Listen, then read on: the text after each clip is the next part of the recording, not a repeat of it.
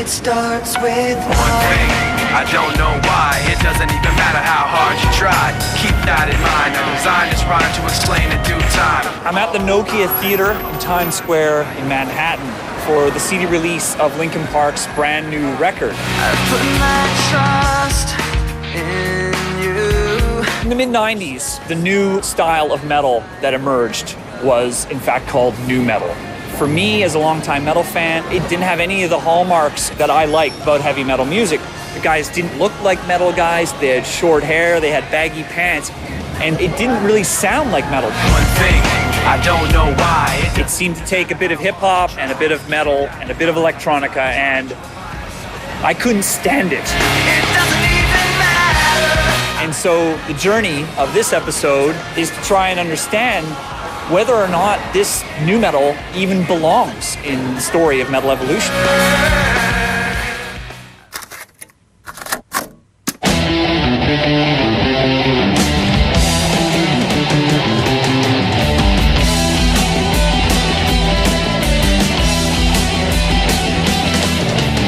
You'll take my life, but I'll take yours too. You fire musket, but I'll run you through. So when you're waiting for the next attack, you better stand, there's no turning back. The bugle sounds, the charge begins. But on this battlefield, no one wins. The smell of ice smoke and a horse's breath is a virgin into sudden death.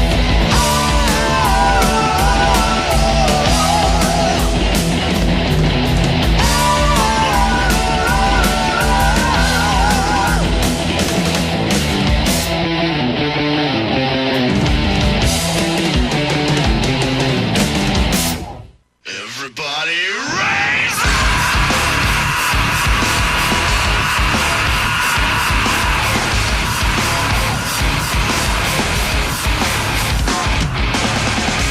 When nu metal emerged in the mid-90s, it introduced a dramatically different sound and look to heavy metal. But where did nu metal come from?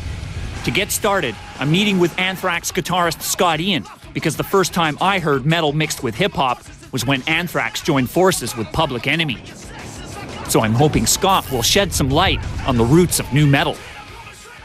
We grew up listening to hip-hop. In Queens and the Bronx, we were at the epicenter of that. I was listening to rap music since the time I was listening to rock music, since the 70s. So Bring the Noise was our way to work together, one of our favorite bands on the planet. Chuck D rapping over my guitar tone, something I always heard in my brain. My rhythm tone and Chuck D's voice were made for each other. And we made that happen. You know, we were able to stretch our boundaries of heavy metal. It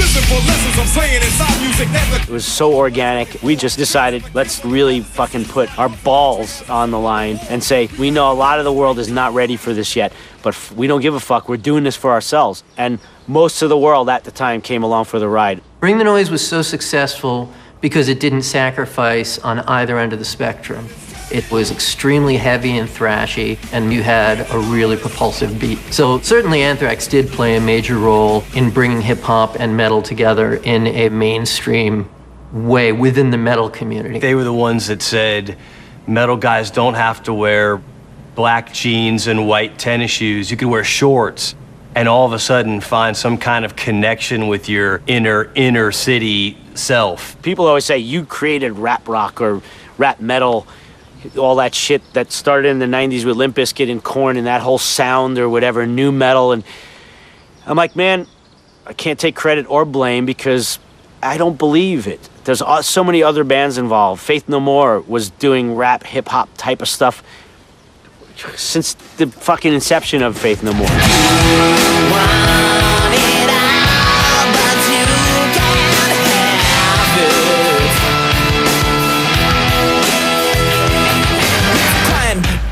Lying on the floor, so you lay down on it, then you do it some more. You got to share it, so you dare it, then you bear it, hey, you deserve it. You guys were always playing with that kind of slightly funk influence in the band. Where was that coming from? Well, I always liked funk and R&B music myself. I mean, as a bass player, it's kind of an interesting thing to play. But what we were trying to do is write things and do things that would really kind of stand the test of time. Always from day one. Even if people didn't see it at the time, that was always what we tried to do. And as a bass player, I've always wanted to be forward, leaning hard on the downbeat.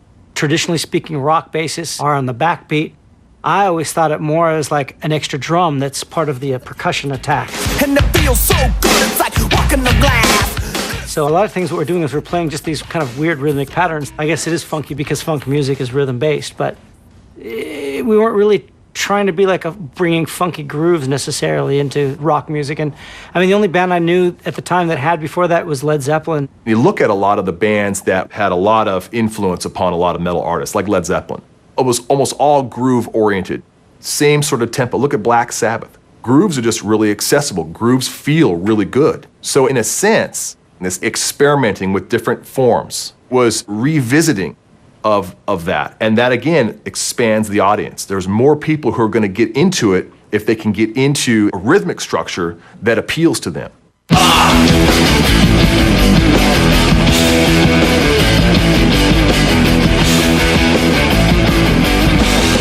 When it comes to mixing groove and heaviness, no band struck this balance better in the 90s than Rage Against the Machine, which featured the innovative approach of Rage guitarist Tom Morello. When Rage was just starting out, where did the inspiration come from to have that groove, rhythmic element in the music?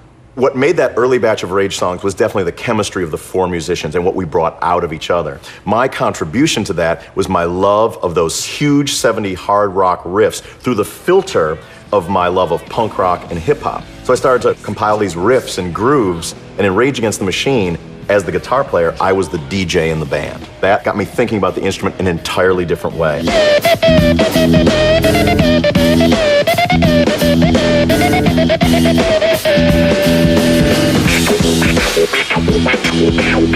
While I still loved Randy Rhoads and Eddie Van Halen and Yngwie Malmsteen and all that, I thought, there's enough of that happening already. And I started to concentrate on the eccentricities in my playing. And all of a sudden, we started to hear something that we hadn't heard before.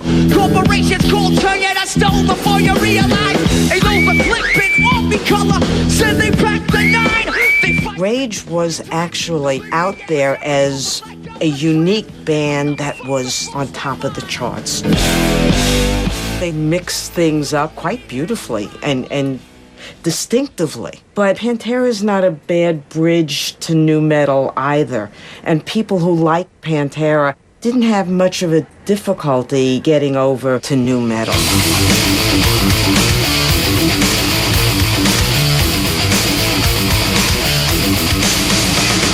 Pantera was one of the most important metal bands of the 90s, and yet they are virtually impossible to categorize. Some call them thrash, others call them groove metal. But one thing's for sure, they introduced a style of riffing that added a new rhythmic dynamic to metal music. Oh, come on!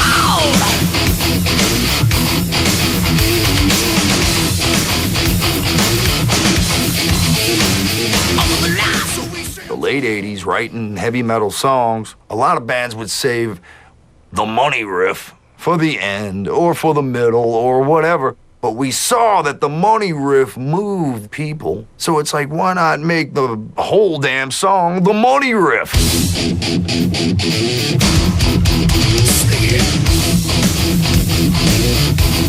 You know, any riff that moved the people, it was like too infectious not to jump into that fracas with the people once we started playing. I think what makes Pantera so great is that they had hooks, they had groovy, instantly hummable riffs. So it was finding this fine line between extremity and hookiness and accessibility that very few bands can manage to do. And Pantera were all about, like, we are fans just as much as you guys are fans, you know? That was their whole thing. Like, they were always partying with fans. The feel of their records was based around the riff. And they played with a groove that none of the metal bands were playing with. You know, they played, you know, it's like Texas swing meets thrash metal. So there was a lot of emphasis on how the crowd would react. The proof's in the pudding, you know, we gigged so much, and it was all about attitude and the bond with the audience, you know? And that's what was special about us.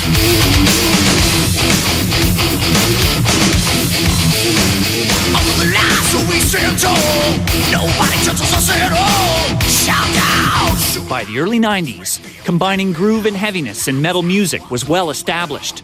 But still, these bands were not called nu metal. So the question still remains, when was the nu metal subgenre actually born? And who was the first true nu metal band?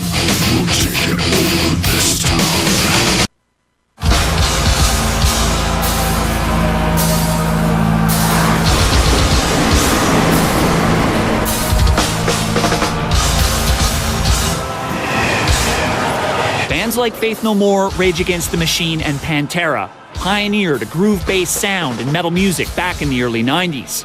But the first band credited with actually creating the nu metal style was Korn.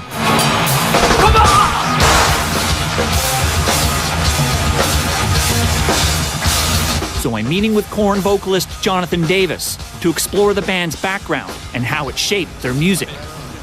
Yeah, I wanted to start by asking you, how would you describe Bakersfield, the time when you were growing up, and how you think that kind of fed into the music you went on to make? It really had a big impact on me, the town itself, because it's kind of barren at parts, a lot of oil fields, farms.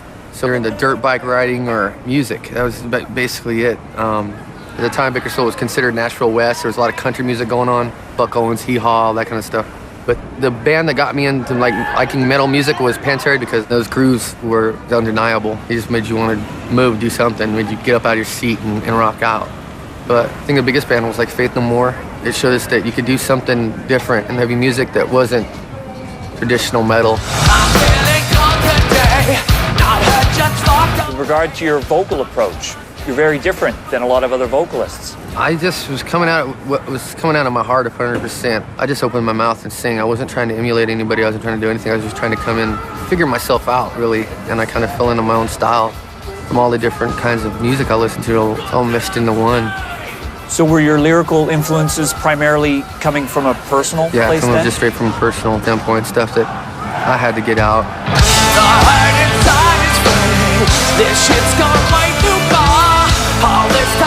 That's another thing that just really attracted kids to Korn, was the realness of it. They'd never heard like a grown man just crying on a record and putting his emotion out there like that. It was unbelievable.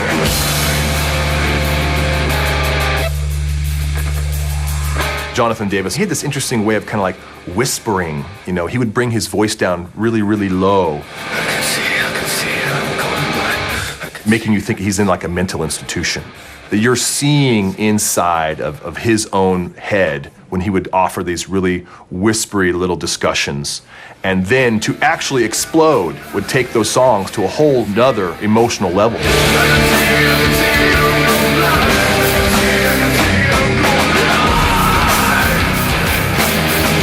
He was just making music and creating these songs and these lyrics as therapy for himself.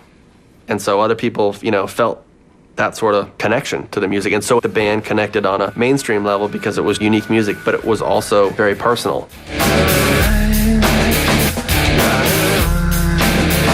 Is there anything else Korn did that was new and exciting for metal with that first record? Korn and bands of their ilk basically took guitars and they down-tuned them to previously unheard of levels. And you know, that's what gives it the heavy sound. That's what gives it this thick, heavy, groovy kind of sound. So, you know, the down-tuning to me would be the #1 characteristic of what makes a band nu metal. All of us were detuning at that point. The difference was the introduction of the 7-string, which I called the mud tone. It basically said that Van Halen and Randy Rhoads were dead, that the idea of that top-end, bright, aggressive thing was over. And it was the introduction to this Ross Robinson production technique. No top end, all about the low end, all about the bump. The way the low end hits, you know, it moves something else in your gut that straight metal doesn't really have the ability to do. Nobody was doing like lower music like that.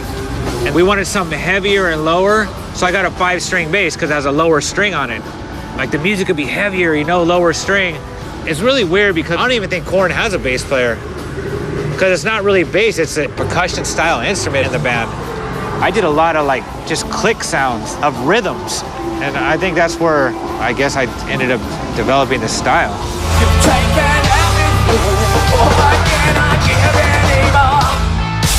Korn broadened the scope of metal music by experimenting with sounds and instrumentation that had never been heard in the genre. But they weren't the only California band that stretched the boundaries of metal in the mid-90s.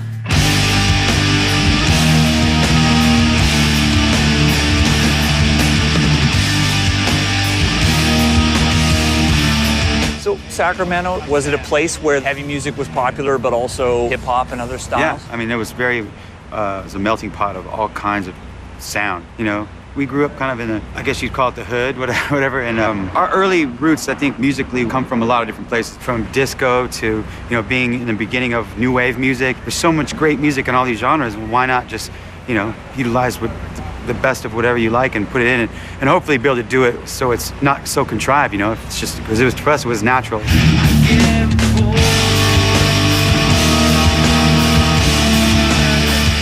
Like, we always looked at making riffs. You could nod your head to it, had beat, pulse to it.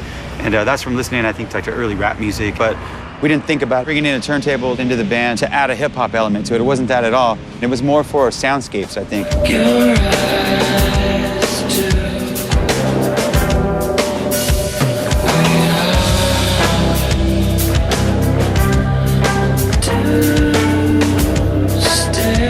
The turntable can introduce sounds and an approach to sound that the classic instruments won't necessarily be able to do. But at the same time, there are always those fans of metal music who would probably take an axe to a turntable. The turntable is a tricky instrument when it comes to heavy metal. The Deftones were able to use the turntable as a real instrument, however, that I think gave new atmosphere to some of their songs.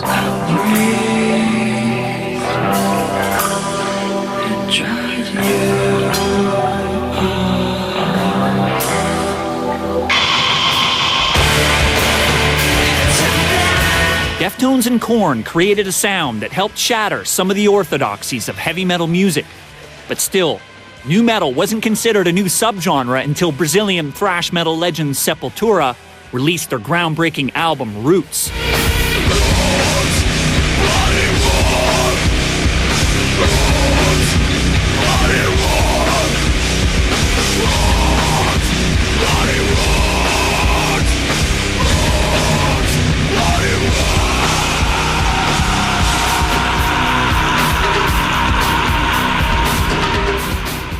Can you describe where you guys were at when you made that record? Well, one thing Sepultura always said to ourselves, a commitment, was to never repeat the same album. No matter what happens, we're never gonna do the same album again. And we already done a lot of the fast stuff, so we thought, what else can we do, you know, to develop our sound? So we started messing around with rhythms, and that was awesome. And we're like, wow, this is really cool, let's keep this going.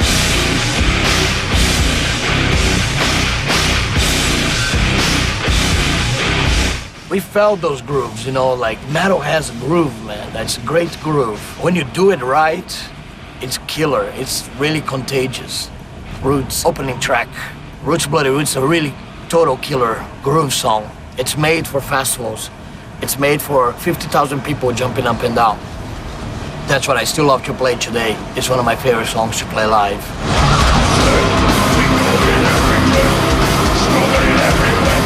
I'll take you to a place where you can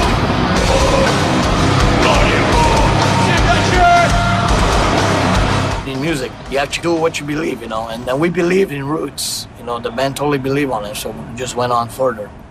Max was basically the guy that spearheaded the movement, taking Sepultura in a new metal direction. So the album Roots definitely helped establish a genre, right along with Korn and Deftones. When we heard them do that, we said, okay, if Sepultura is going to come from their roots, you know, excuse the pun, from their roots to doing an album like Roots, we all said, okay, new metal's going to blow up. That's why you had so many new metal bands coming out of that time. I mean, it blew up so quick that none of us expected it. We all had our head down and horns out and just kind of driving through the wind, and American kids were ready to eat that up.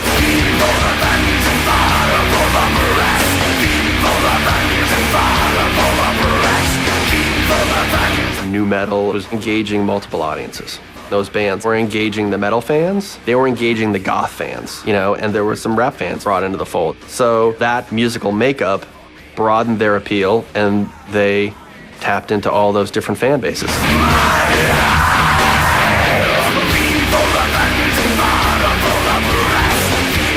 By the late 90s, nu metal was recognized as a unique underground movement that resonated with heavy metalers as well as fans of hip-hop and goth music.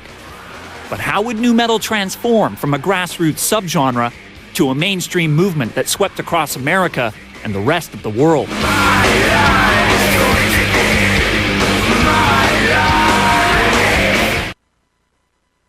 Well, I guess it would be nice if I could touch your body. I know not everybody has got a body like me. With the arrival of Limp Bizkit in the late 90s, the sound of nu metal started to shift, and bands were now getting heavy rotation on MTV.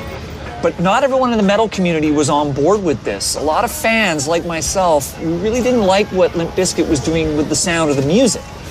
But given that they had this massive mainstream impact, I'm meeting with Fred Durst because I want to know about the ambitions of the band and how they got their start.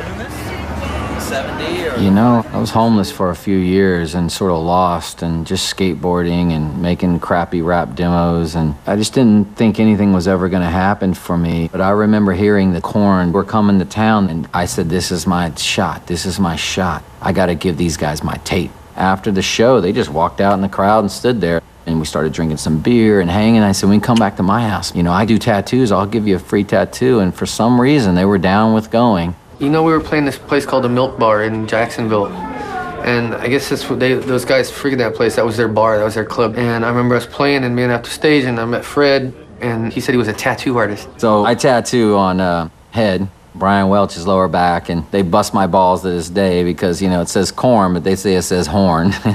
He wasn't a great tattoo artist. He kind of like swindled his way into tattooing. So yeah, head's back says horn instead of corn.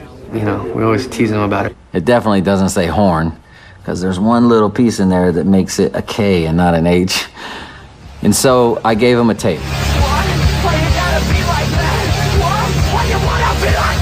You know, I didn't realize how serious it was going to be, but Fieldy responded. He responded and he said, man, I'm going to let some people hear this. And I get a call from Ross Robinson. You know, to me, it was like, whoa, Ross produced Korn's record. Like, this is unbelievable. What was different about that Limp Bizkit sound? Well, actually, I kind of felt there was like a suicidal punk rock thing to it.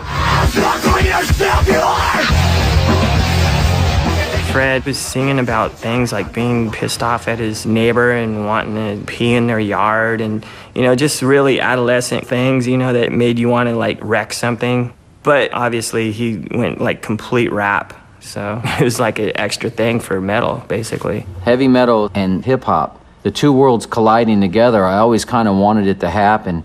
Even growing up, I would take rock records and a 4-track cassette recorder, recording the rock record on one track and then going and rapping over it. So when it came to Limp Bizkit, I absolutely went on a mission to make music that was a mixture of those. It's just one of those days where you don't want to wake up. Everything is lava, everybody sucks. You don't really know why, but you want to justify ripping someone's head off. No. According to Limp Bizkit, nu metal was going to be hard riffing, very groove-oriented, and it was going to have very strict, very specific hip-hop delivery. Other bands had elements of hip-hop, making them nu metal bands. But Limp Bizkit were basically admitting that nu metal was about hip-hop. That was what appealed to that mass audience. The hip-hop and rap combined with, you know, the metal stuff, it was like, let's take all these things that sound violent and combine them all together. Because that just does something to you. It makes you want to move. It makes you want to dance in a way that metal wasn't making happen before. So we were constantly experimenting. What was your philosophy making turntables work in Limp Bizkit? When they asked me to join the band, I was like, you know, I don't want to just do like regular DJ fresh scratches that everybody's doing, you know? My stuff had to be musical. Definitely Tom Morello was an inspiration as far as how he tries to make other sounds with his guitar. I wanted to do more rock guitar things on the turntable. So I ran my turntable through a Marshall stack and I was like, that's it right there.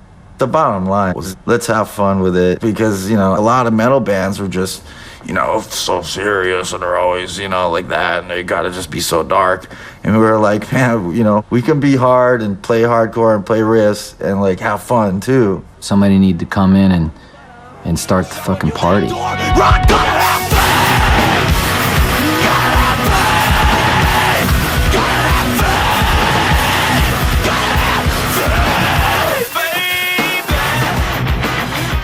1998, Limp Bizkit and the nu metal movement was hitting the mainstream, and the driving force was the Family Values Tour, the first tour to be officially marketed as a nu metal festival. Featuring headliners Limp Bizkit and Korn, Family Values played to nearly 250,000 fans, and nu metal was now overtaking glam and grunge as metal's biggest subgenre.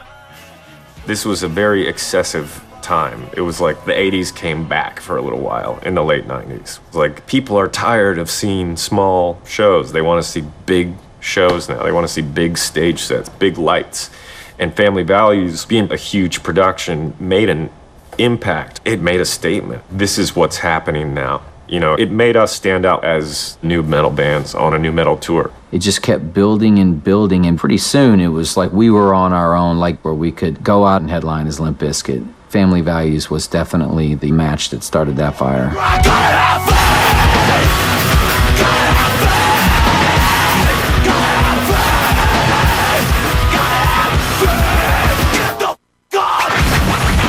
To what extent was Limp Bizkit's approach more commercial than Deftones or Korn?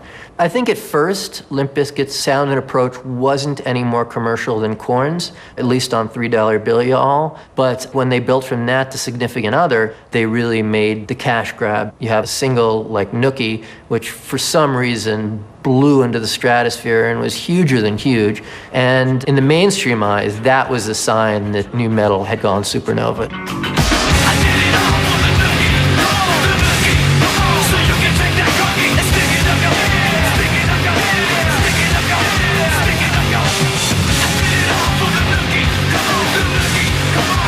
Things were so out of control by that point, the audiences just ate it up. They couldn't get enough. I mean, it was ridiculous. I just remember thinking, oh my God, you know, I'm a rock star now. And I'm meeting musicians that I've always admired, and Hugh Hefner keeps calling me to come to his house, and I'm hanging out with all these playmates, and this is crazy. You know, I'm gonna eat it up while I can.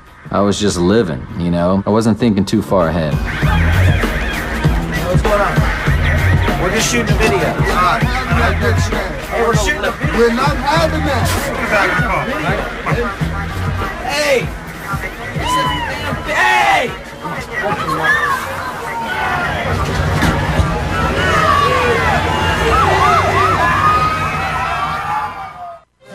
Woodstock 99!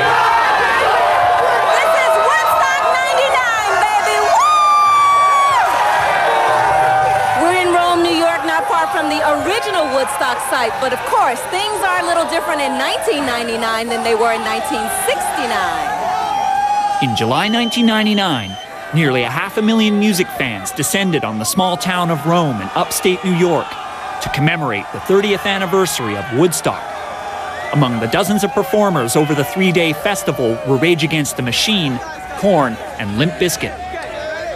What are your memories of that show, and what do you think it did for this movement of heavy music? Well, they were really pushing this movement hard. It was like this breakout metal festival with a few other artists sprinkled in. I remember getting there and just going, oh my God, look at this place. This is Woodstock. What an honor, how amazing. I mean, it was definitely the highlight of rap metal music. For us too, it was crazy. I think it was the greatest show we ever played and are ever gonna play. It was just amazing to play in front of 400,000 plus people and them all get it and be right there with us and feel what we were doing. It was amazing to see people jump into music, and because there's so many people, seeing how the sound travels, seeing the waves as people jumping, and it was just ridiculous. Woodstock 99 was unforgettable. That was a pretty big moment. That was the biggest moment in our career because it was so intense. Never done anything like that before. Still haven't.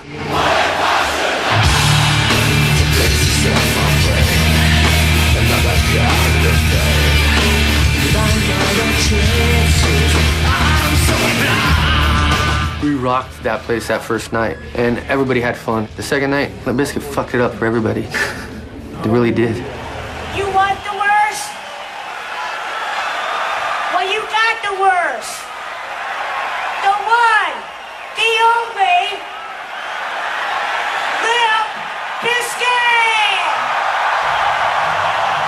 I mean, it was wildfire. There was people everywhere. And when we finally went up to play, it was like middle of the day. And we had like the best slot to where the energy would be super high. So we just got up and we played our show. We walked on stage and it was that wave of people bouncing as far as you could see. Hundreds of thousands of people, and it was the most amazing adrenaline pumping moment that I've ever experienced, and I was so amped and ready to rock, and we just did what we do. But I guess things started to go bad during, our song break stuff.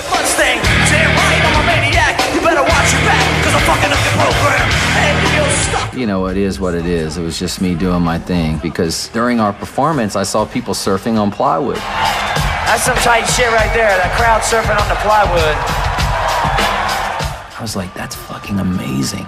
How cool is that? I'm gonna go do it.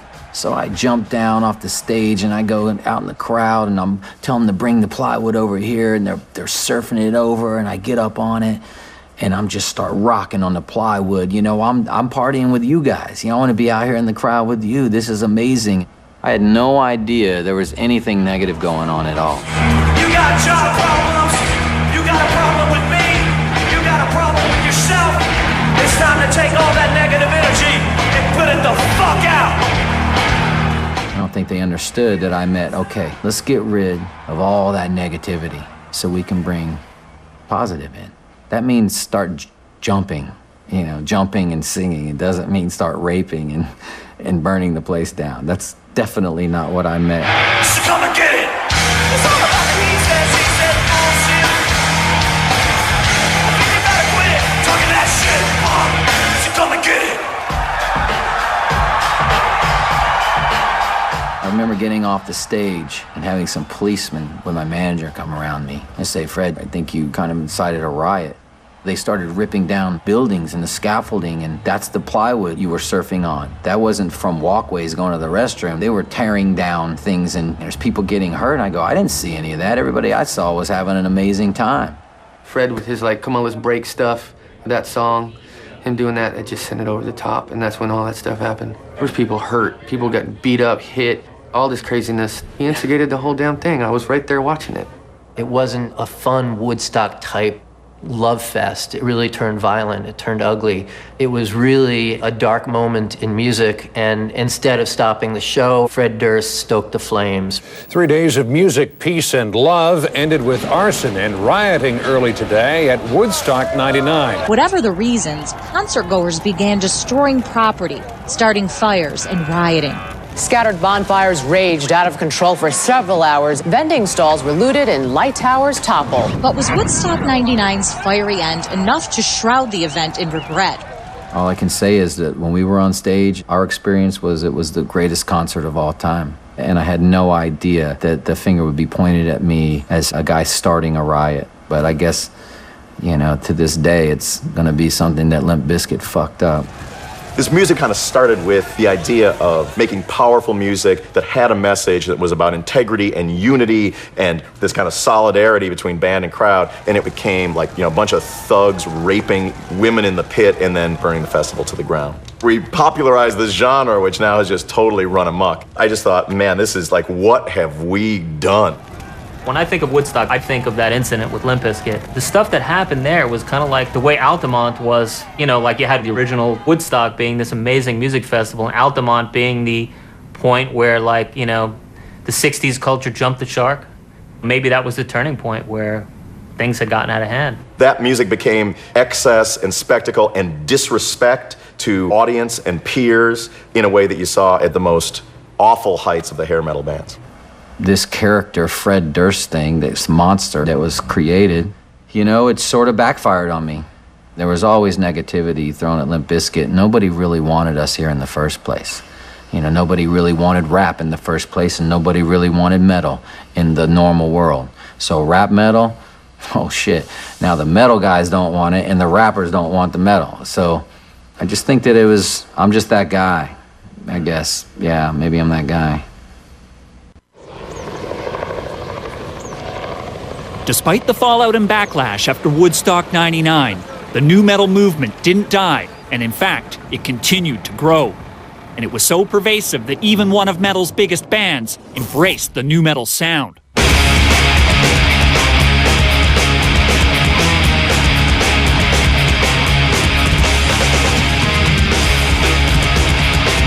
Tell me about Diabolus and Musica. What kind of direction were you guys going in on that record?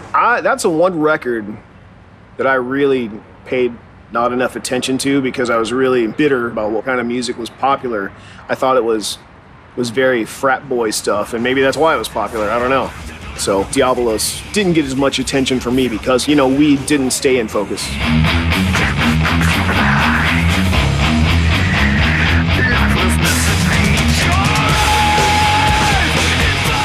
Slayer were very influenced at one point by the power of nu metal. The Diabolica album was very nu metal, had very nu metal elements throughout. Carrie's riffs changed, you know, the solos weren't as chaotic. So it was a little worrisome seeing that Slayer gave into that, you know, of all bands, Slayer, the kings of thrash metal, starting to sound nu metal.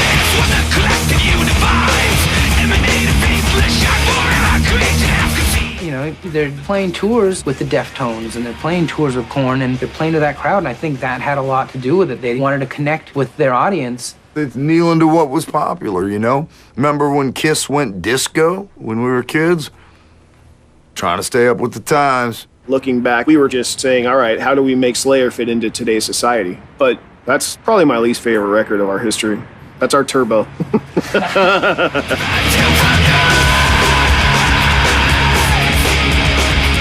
After Diabolus and Musica, Slayer returned to their thrash metal sound in the early 2000s, and it seemed that the nu metal movement was starting to die off.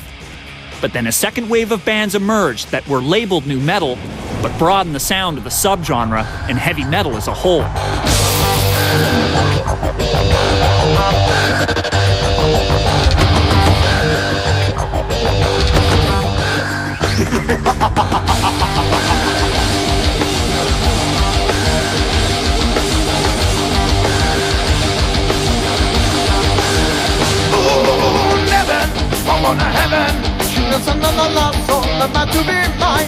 What was the music and rock and metal climate like at that time?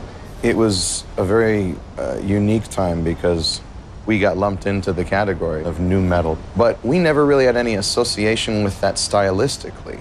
We never rapped. We never had a DJ or a turntable or anything like that. Bands like the Deftones and Korn had their hip-hop and rap influences. For me, it was much more reggae. Tiger, the tiger. She begins to turn strong, and not by enough time you will shiver. You deliver, you will remember it all, and live in your mind again. Empathize beyond this on take the burn up. I never really worried about what the categories were. We're metal, we're not metal enough, you know, we're rock, whatever. It doesn't really faze me.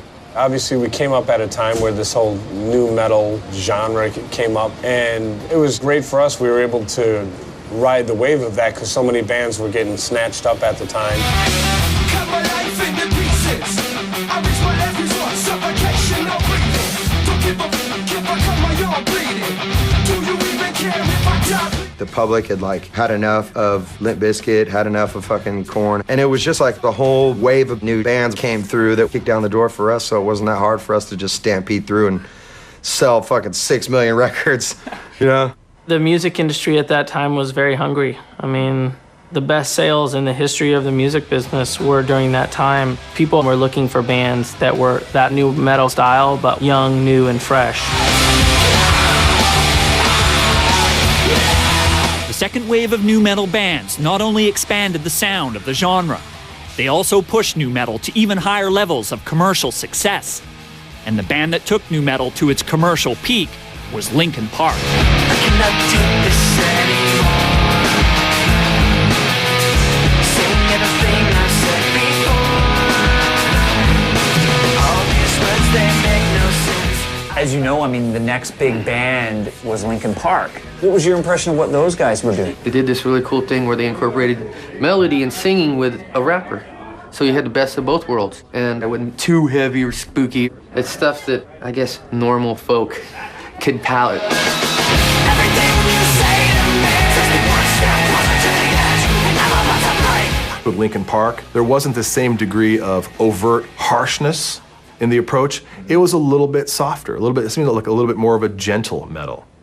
And for that reason, you know, it had incredible commercial viability. When they turned it on and they were ready to go, I don't recall a band taking off faster than Linkin Park. It was 10 days from being this band that I knew as a band that played the Roxy to seeing them on MTV and being #1.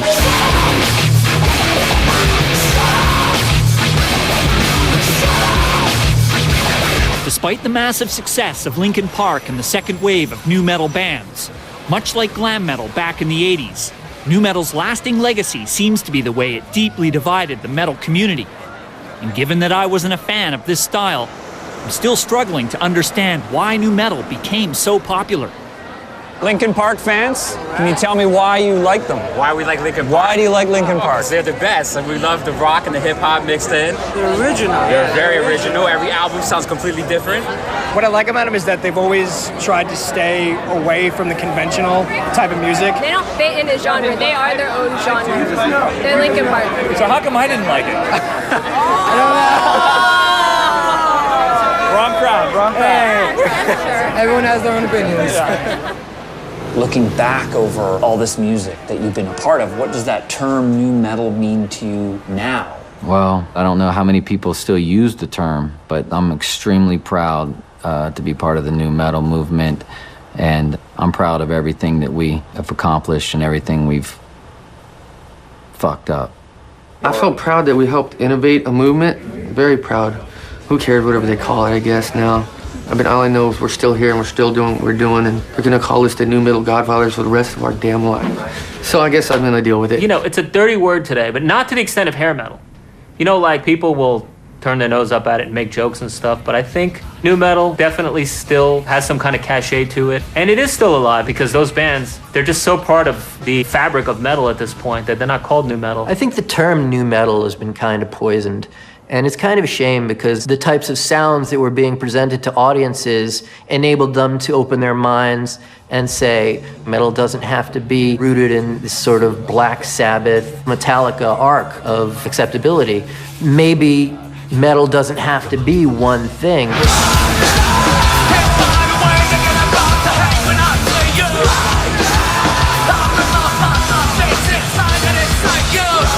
Before I set out to explore nu metal, I questioned whether it even belonged in the story of heavy metal. But I've discovered that although the term nu metal may be dead, many of the bands continue to thrive and have brought some real innovation to metal music. And so ultimately, I've realized that nu metal has made a much bigger contribution to the evolution of heavy metal than I ever imagined.